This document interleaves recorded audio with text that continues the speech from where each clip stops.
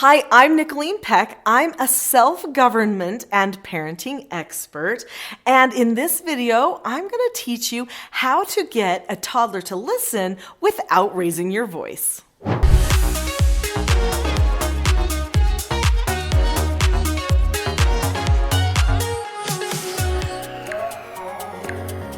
So what is self-government? I said I'm a self-government expert. Well, I do have more videos detailing what self-government is, but basically it's a type of teaching or parenting and communication that is very proactive instead of reactive. So in this video, we're going to discuss the toddler brain, how it works so that they can listen to you better, and then I'm going to share with you 5 components that you can use to help your toddler listen to you. So the toddler brain develops over time, right? In fact, everyone's brain develops over time.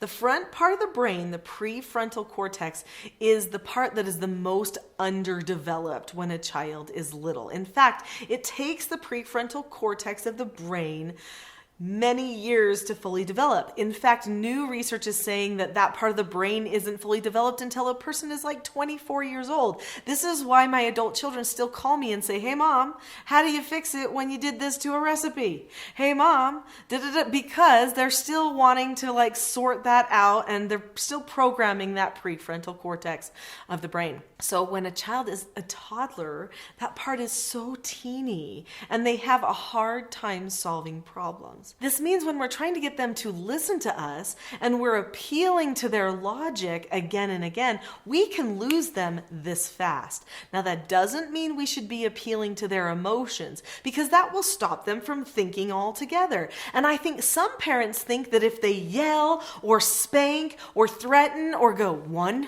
2, 3, that somehow that threat or that emotional connection that they have with the child will get them following what they have to say. And maybe sometimes that's true, but what you're doing is you're not developing the front. You're only re-emphasizing the importance for following the emotions all the time. So if you have a toddler that whines and complains and throws tantrums when you are also kind of throwing a tantrum to get their attention, it shouldn't surprise you because you haven't taken the time to develop the front part. So what do you do to not overwhelm the front part all at once when you're trying to get them to listen to you and help develop that prefrontal cortex all at the same time? Well, let's talk about these components because it's going to help you. During the toddler years, the teaching that you do for the children is really important. In fact, you are laying the foundation for all of the other years. Now, don't stress if you have a child that has a tantrum right now. That doesn't mean that they'll have a tantrum for the same thing in a year from now. But the way that you handle it and the pre-teaching you do, the skill development that you help them acquire will strengthen them, will give them more confidence, and they'll teach them to communicate better, be understood more by all of their peers and the adults in their lives if you do the job right. So what I always tell people when they ask me questions about toddlers is I say it's all about the pre-teaching. So in the Teaching Self-Government Parenting course, I talk about 5 different styles of teaching that we use for children. One of those styles that is one of the most effective things that we do to correct negative behaviors is we pre-teach what should be known ahead of time. So how are you not going to overwhelm the prefrontal cortex in the minute when they're not listening? Teach them skills so that they develop those problem-solving abilities before it's time when they need them. So we teach 4 basic skills to children. Those 4 basic skills are taught in my course, and they're also taught to children in these fun books. So we teach following instructions, accepting no answers, accepting consequences, and disagreeing appropriately.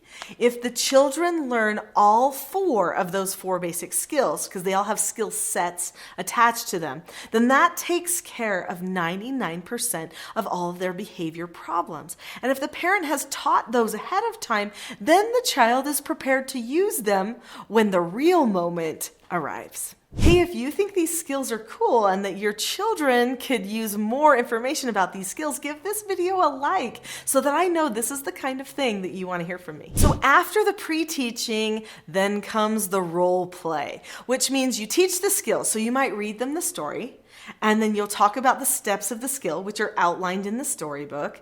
And then you will practice. You might practice being London LeRae, the character in the book for following instructions. You might practice doing some of the instructions that she was supposed to do and using all 5 steps to following an instruction, which are to look at the person, keep a calm face, voice, and body, say okay or ask to disagree appropriately, do the task immediately, and then check back.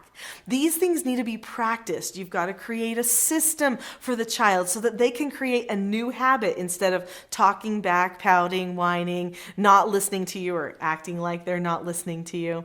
I want you to know, just anecdotally, I have a daughter who honestly probably has perfect pitch or very near to. She has such good ears. But when she was little, I took her in to have her tested to see if her hearing was okay, because guess what? She was tuning me out. I didn't know it though. I thought maybe she couldn't hear me. The doctor laughed and said, well, your toddler's tuning you out. Her hearing is just fine. And I went, okay.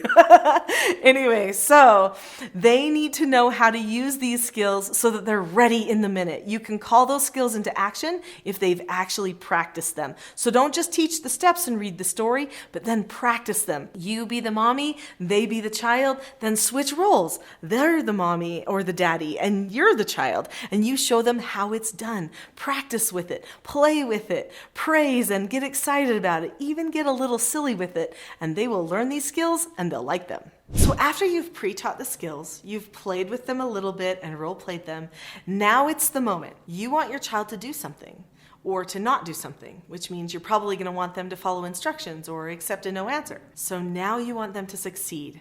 The next step is you prep them.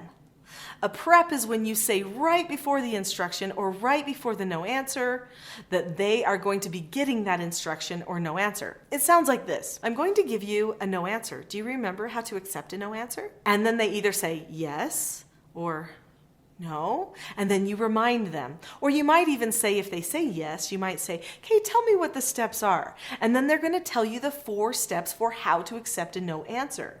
Then you can praise them for that, which is very motivating because we want to teach them to seek positive attention, not negative attention, right? Which oftentimes the tantrums and the attitude and the whining and the talk back that's all negative attention seeking. We want to get rid of that, right? So you prep them right before. Immediately their brain goes into cue mode. Oh, that's right.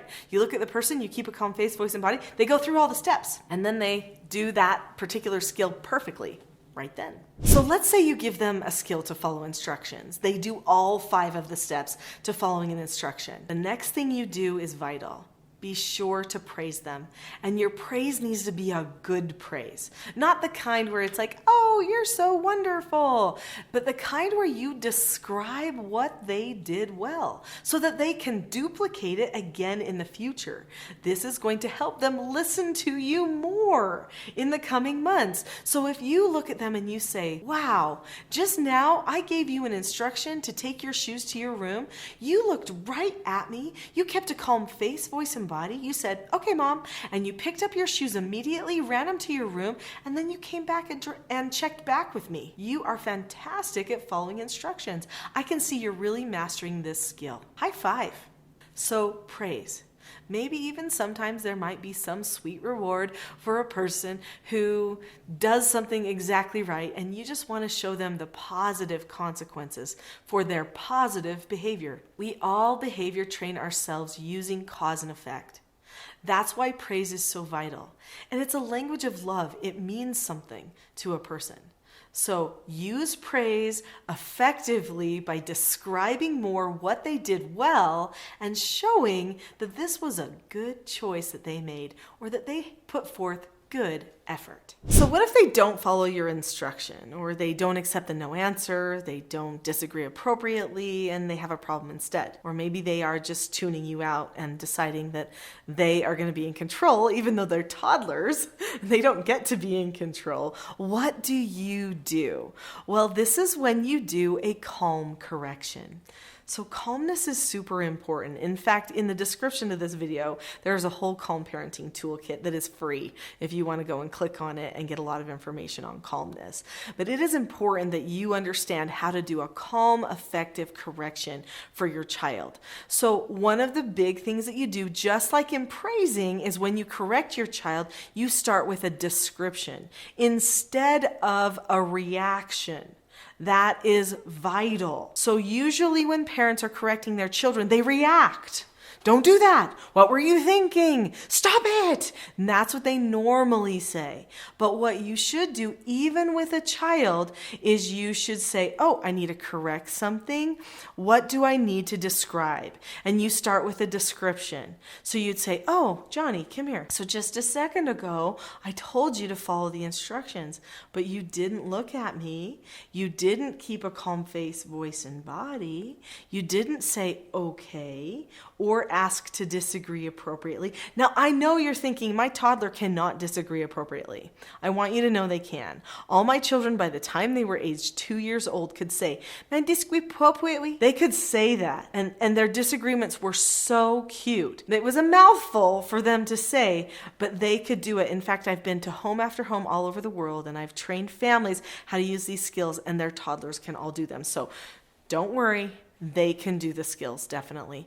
But at that point, you'll describe what they did, what they should have done, and then they get the opportunity to earn a negative consequence. Because remember the importance of cause and effect. You're going to practice things the right way again, so that's going to give you more role play practice time, because that toddler needs more opportunity doing things the right way than the wrong way in order to establish a new habit of listening to you, following those instructions, and accepting those no answers. So if you would like more information about calmness, you're probably going to want to watch the next video, which is "This is the key to calm parenting." It's going to go to the next level on calmness and prepare you to use that free calm parenting toolkit.